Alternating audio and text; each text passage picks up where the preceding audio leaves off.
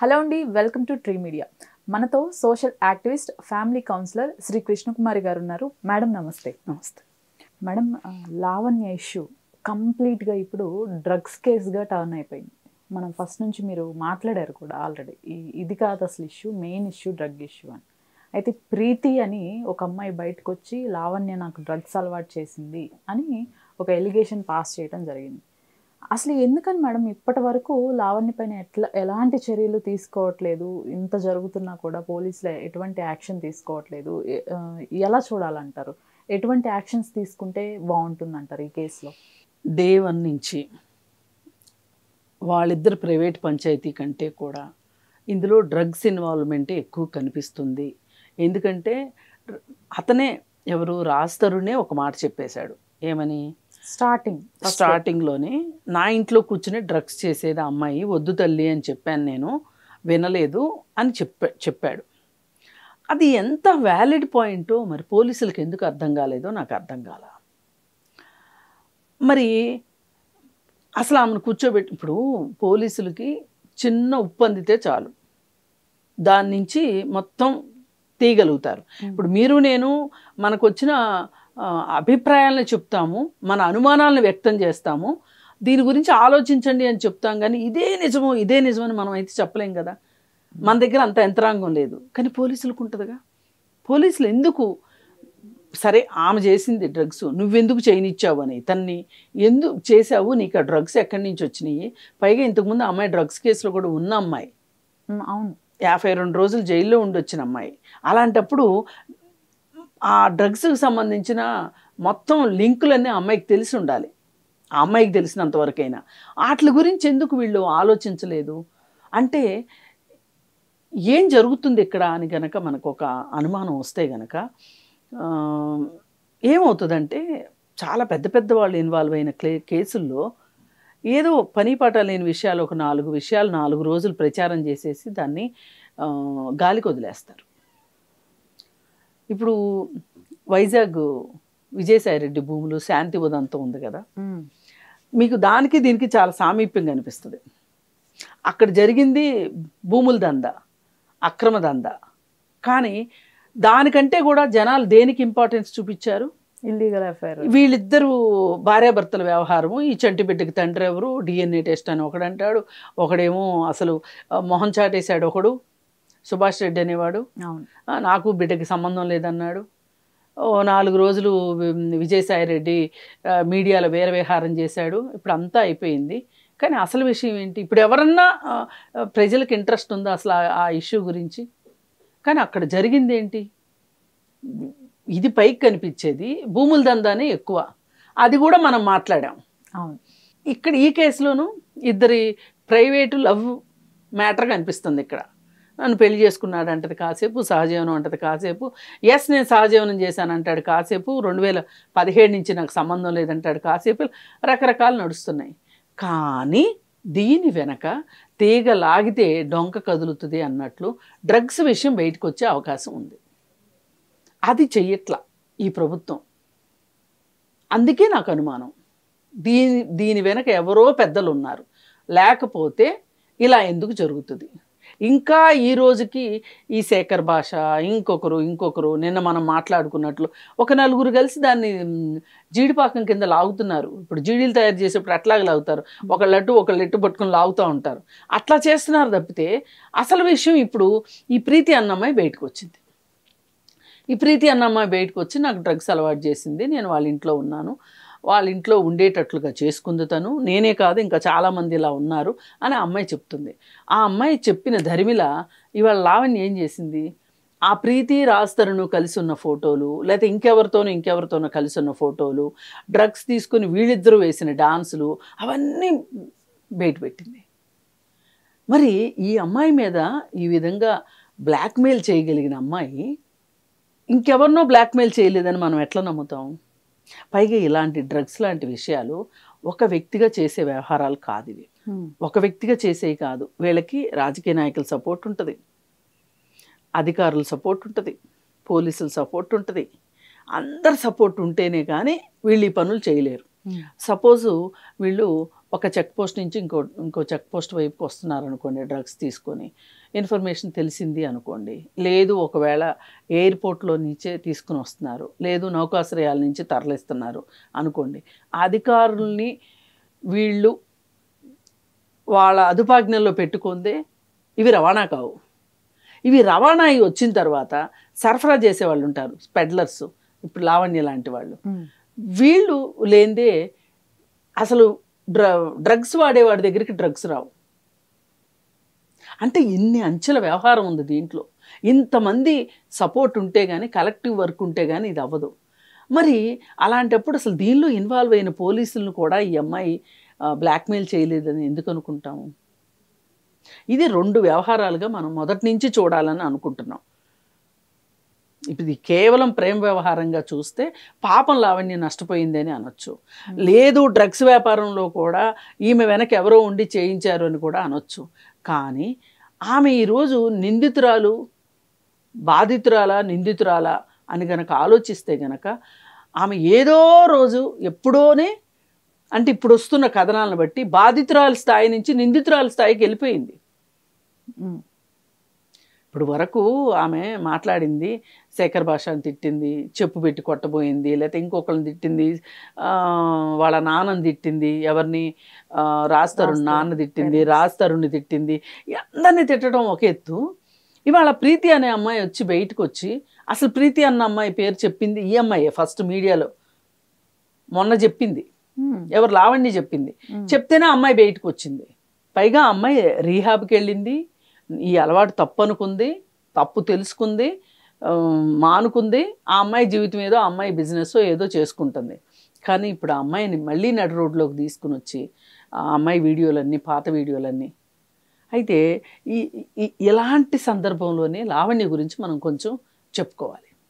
ఇప్పుడు నిన్న మనం ఒక వీడియో చేస్తే దాంట్లో కూడా డ్రగ్స్ గురించి మాట్లాడండి అని కొంతమంది బాధ్యతాయుతంగా కామెంట్ పెట్టారు. అసలు ఇవాళ నేను మాట్లాడడానికి కూడా అదే కారణం. ఓకే, అవును, ఖచ్చితంగా డ్రగ్స్ గురించి మాట్లాడాలి. అయితే ఈ డ్రగ్స్ గురించి మనం ఒక్కళ్ళమేనా మాట్లాడాల్సింది? అసలు పోలీసులు మాట్లాడరేంటి? ఇంతవరకు పోలీసు దగ్గర నుంచి స్టేట్మెంట్ ఏది?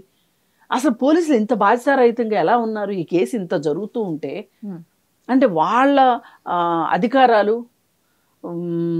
అధికారం పోద్దో వస్తుందో అటు నిలబెట్టుకునే దీంట్లో అసలు శాంతి భద్రతల సంగతి ఏంటి? అసలు డ్రగ్స్ సంగతి ఏంటి? ఇప్పుడు డే 1లోనే మీరు చెప్పారు, డ్రగ్స్ మహమ్మారిని మేము ఉక్కుపాదంతో అణుస్తాము అని చెప్పి దానికోసం కొన్ని డిపార్ట్మెంట్ పెట్టాము, అదని ఇదని చాలా చెప్పారు. ఈవెన్ సెలబ్రిటీస్తో కూడా అడ్వర్టైజ్మెంట్ ఇప్పించుకుంటాము, ఇవన్నీ చెప్పారు. మరి అలాంటి వాళ్ళు మీరు ఇప్పుడు ఏంటి అసలు దీని గురించి ఏం మాట్లాడరు ఏంటి అసలు? ఇప్పుడు మీకు ఒక కింగ్ పిన్ కనిపించింది, లావణ్య అనే అమ్మాయి. ఈ అమ్మాయి వెనక ఎంతమంది ఉన్నారో మీరు నిగ్గు తేల్చాలి, అది మన పని కాదు. నిగ్గు తేల్చాలి. అసలు ఆ అమ్మాయిని కూర్చోబెట్టి విచారణ ఎందుకు చేయరు? ఇప్పుడు చాలామందిని జ్యుడిషియల్ కస్టడీకి తీసుకుంటూ ఉంటారు, తీసుకుని కూర్చోబెట్టి మాట్లాడుతూ ఉంటారు రిమాండ్ చేసిన తర్వాత. ఎందుకు? ఇంకా వాళ్ళ దగ్గర నుంచి ఏదైనా ఇన్ఫర్మేషన్ తీసుకుంటే దానికి తగిన విధంగా మనం ఇంకెవరన్నా నిందితులు ఉన్నారా వాళ్ళని కూడా బయటికి తీయటం కోసం. ఎందుకు చేయట్లేదు? ఇది మొదటిది. రెండోది, అసలు లావణ్య ఈ పనులన్నీ చేస్తూ ఉంటే లావణ్య తల్లిదండ్రులు ఏం చేస్తున్నారు?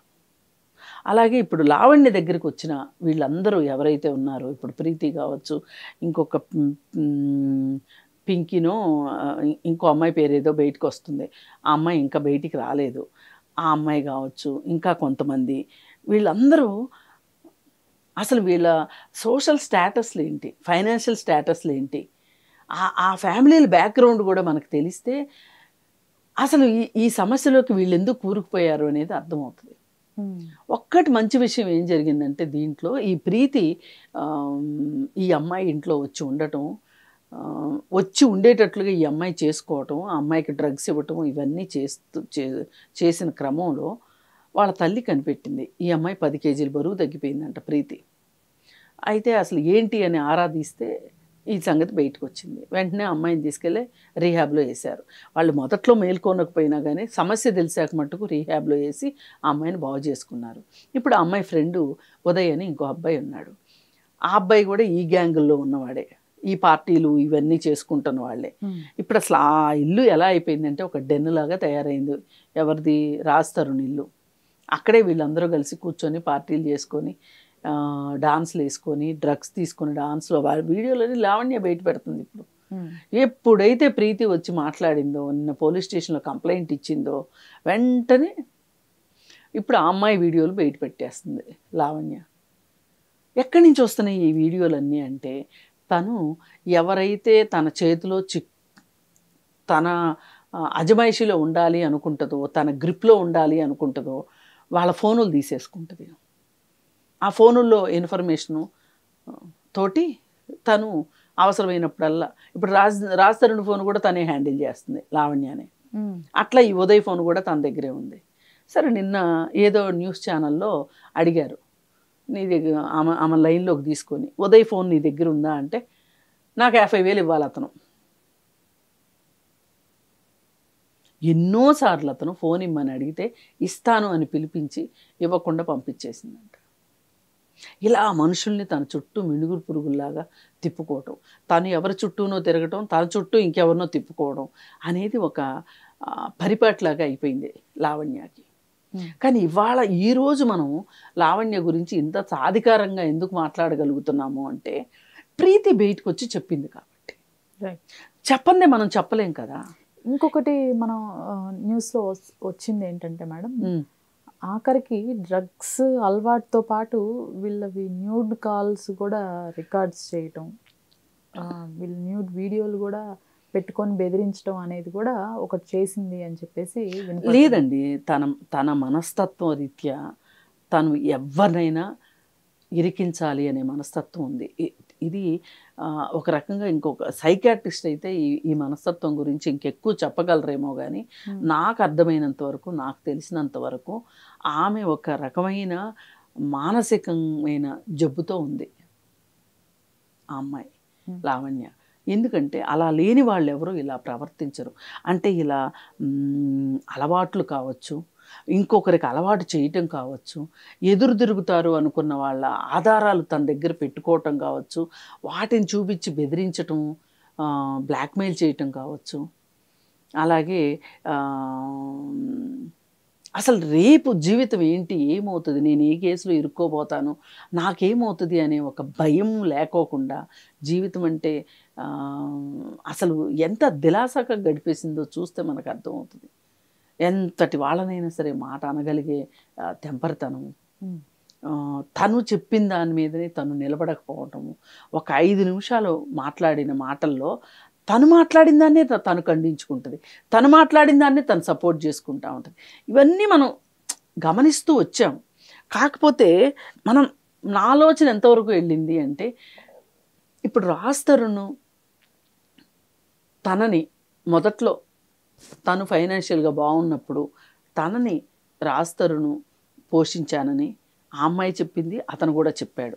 ఇంత చేసి కొన్నాళ్ళు ప్రేమగా ఉండి ఈ అమ్మాయిని బ్రేకప్ చెప్పి మాల్వి మల్హోత్రాతో వెళ్ళిపోయాడు ఈ అబ్బాయి అనే ఒక బాధలో నుంచి, ఆ డిప్రెషన్లో ఆ అమ్మాయి ఇదంతా మాట్లాడుతుంది అనుకున్నాం. కానీ తన వెనక ఇంత చరిత్ర ఉందనేది రోజు రోజుకి తనే ఒక రకంగా మొత్తం బయటేసుకుంది. ఇప్పుడు ఎవరో ఇన్వెస్టిగేషన్ చేసి వ్యవహారాలు తీయడం వేరు, తనకు తనే చెప్పేసుకోవడం వేరు. అసలు ఈ రాజ్ తరుణ్ కేసులో తను బయటకు వచ్చి మాట్లాడడం ఏ రోజైతే మొదలెట్టిందో ఆ రోజు నుంచినే తనకు సంబంధించిన విషయాలన్నీ ప్రపంచానికి బాగా తెలుస్తున్నాయి. ఈవేళ ఎవరినైతే తను బ్లాక్మెయిల్ చేయాలనుకుందో, చేస్తూ ఉందో, దానివల్ల ఈ లావణ్య నిజస్వరూపం మీద ఇవాళ బయటకు వచ్చింది. అందుకే మనం ఇంతలా మాట్లాడగలుగుతున్నాం. ఇది మాట్లాడాల్సిన విషయం ఇది. ఎందుకంటే తల్లిదండ్రులు ఎవరైనా సరే వాళ్ళ పిల్లల్ని కాపాడుకోవాల్సిన పరిస్థితిలో ఇవాళ ఈ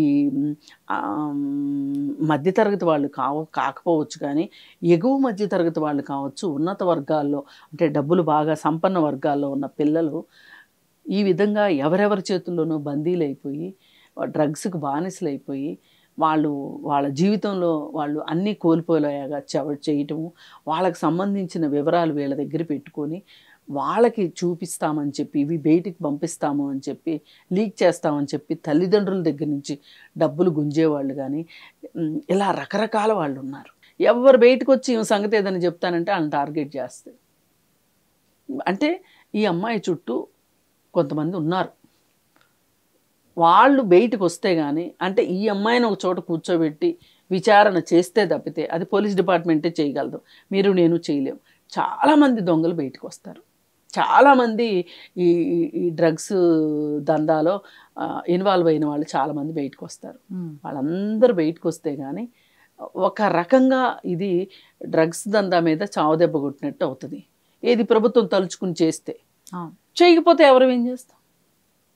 ఇది టూకీగా మనకి ఇన్ని మార్పుల్లో ఒక ప్రేమికుల గొడవగా మొదలైన ఒక స్టోరీ ఈరోజు ఎంతో మంది మెడకి చుట్టుకుని ఒక డ్రగ్స్ మాఫియా లీడర్ లాగా ఇవాళ లావణ్య తేలింది అంటే దీని వెనక తల్లిదండ్రుల నిర్లక్ష్యమా, లేకపోతే పోలీసులు సరిగా వ్యవహరించకపోవటమా, లేకపోతే ఈమెకి ఎవరైనా రాజకీయ నాయకులు కావచ్చు, సినిమా పెద్దలు కావచ్చు ఈమెకు అండగా ఉన్నారా? ఏ రకంగా చూసినా వీళ్ళందరి సహకారం లేనిదే మట్టుకు లావణ్య ఒకటైతే మట్టుకు ఈ నెట్వర్క్ నడపలేదు. ఇది మట్టుకు వాస్తవం. ఆ ఎవరు అనేది తేల్చాలి.